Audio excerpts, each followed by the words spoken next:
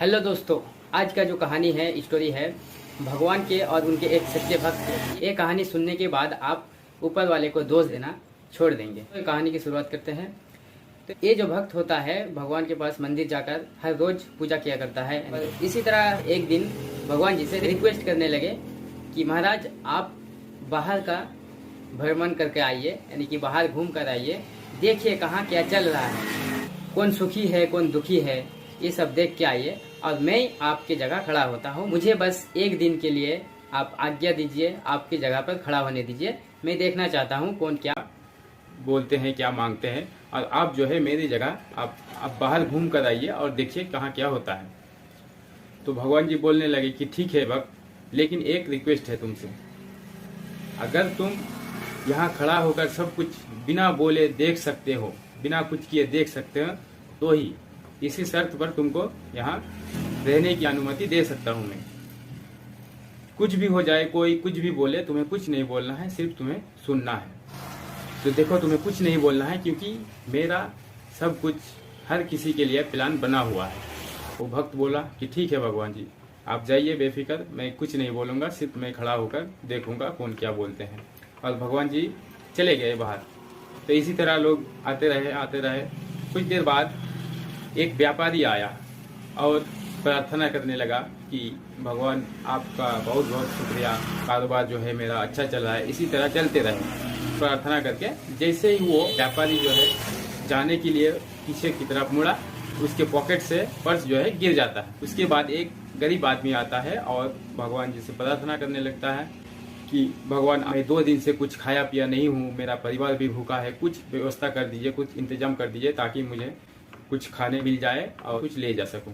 ऐसा कहकर वो जैसे ही पीछे की तरफ मुड़ता है वापस जाने के लिए, वो नीचे नजर जाता है उसका और देखता है कि एक पर्स पड़ा हुआ है।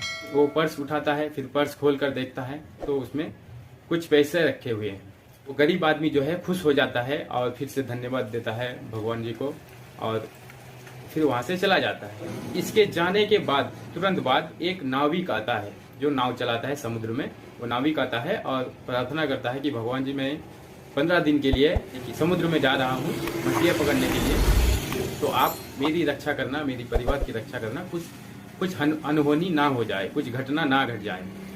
ऐसा कहकर वो प्रार्थना पूरा हुआ। उसके बाद जैसे ही वो पीछे मुड़ता है, देखता है कि पुलिस खड़ा है पीछे और वो व्यापारी भी है साथ में। और वो व्यापारी पुलिस को बताता है कि यही आदमी मेरा पर्स चोरी किया है, इसे गिरफ्तार कर लिया जाए। और ये सब कुछ वो भक्त जो खड़ा था वहां पर, वो सब कुछ देख रहा था। और जैसे ही इसको ले जाने के लिए पुलिस पकड़ने लगे तो ये आदमी बोलता है कि नहीं, मैं चोर नहीं हूँ, मैं तो एक नाविक हूँ, मैं यहाँ पूजा करने के लिए आया था और मैंने कोई पर्स नहीं चुराया। मानता नहीं है कि नहीं, यही इसी ने चोरी किया है मेरा पर्स। तो इतने में वो भक्त का रहा नहीं गया और वो भक्त जो है पुलिस को और व्यापारी को मतलब सब कुछ बता देता है कि नहीं, तुम्हारा पर्स इसने चोरी नहीं किया है, इससे पहले एक गरीब आदमी आया था, उसी ने तुम्हारा पर्स जो है उठा कर ले गया, यहाँ पर गिर गया था और वो उठा कर ले गया। और इतना सब कुछ होने के बाद शाम हो गया। शाम होने के बाद जब भगवान जी वापस आए तो ये भक्त जो है सब कुछ बता रहे थे उनको, भगवान जी को सब कुछ बता रहे थे कि भगवान जी ऐसा ऐसा घटना हुआ और मैंने बेगुनाह आदमी को जेल जाने से बचा लिया। तो भगवान जी बोला, सर पर हाथ रख कर बोलते, ये तुमने क्या कर दिया, सब काम जो है तुमने बिगाड़ दिया, मेरा प्लान बना हुआ था और सब तुमने बिगाड़ दिया। उस व्यापारी का उन रुपयों का खो जाने से कुछ नहीं होता उसका, क्योंकि उनका व्यापार जो है बहुत बड़ा है उनका। लेकिन उन पैसों से उस गरीब आदमी का कुछ दिन की खाने पीने का व्यवस्था हो जाता। और वो नाविक का मैंने जेल जाने का प्लान इसलिए किया था ताकि वो दुर्घटना से बचे, क्योंकि वो समुद्र में जा रहा है तो समुद्र में 1 सप्ताह बाद आंधी तूफान आने वाला है और इससे उसकी जान भी जा सकती है और उनका परिवार जो है यतीम हो सकता है। इसलिए मैंने उनका जेल जाने का व्यवस्था किया था ताकि उनका जान बच जाए और उनका परिवार भी सही सलामत रहे।